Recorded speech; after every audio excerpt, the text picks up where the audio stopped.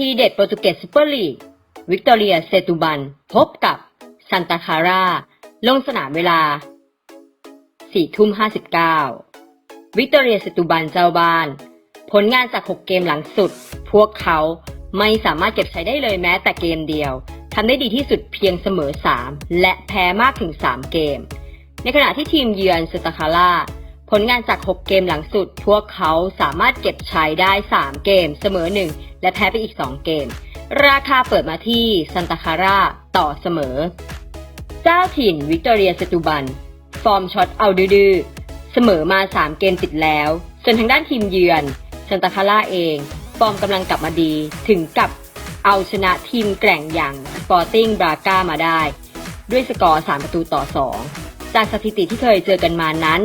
ก็ออกหน้าเสมอซะส่วนใหญ่และอาจเป็นวิกตอเรียเซตูบันที่ดูจะเหนือกว่าด้วยซ้ำแต่ราคาบอลเปิดมามองแล้วอาจจะไม่ได้แพงอะไรมากแต่เชื่อว่าเกมนี้ทีมเยือนเองไม่หมูแน่นอนสกอร์ที่คาด 1-2 ฟันธงซันตาคาราความมั่นใจ9 เต็ม 10คู่ที่2ทีเด็ดโปรตุเกสซูเปอร์ลีกปอร์ติโมเนเซ่พบกับเบนฟิก้าลงสนามเวลา 1:15 ปอร์ติโมเนเซ่เจ้าบ้านผลงานจาก6เกมหลังสุดพวกเขาสามารถเก็บชัยได้1เกมเสมอ2และแพ้ไปอีก3เกมส่วนทางด้านทีมเยือนเบนฟิก้าผลงานจาก6เกมหลังสุดพวกเขาสามารถเก็บชัยได้1เกมเสมอ3และแพ้ไปอีก2เกม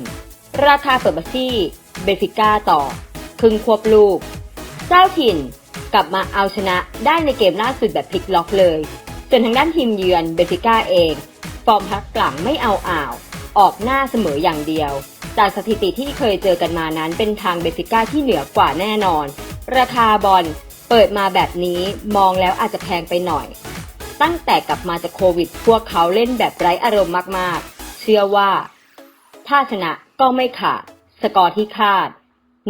1-1 ฟันธงปอร์ติโมเนเซ่ความมั่นใจ9 เต็ม 10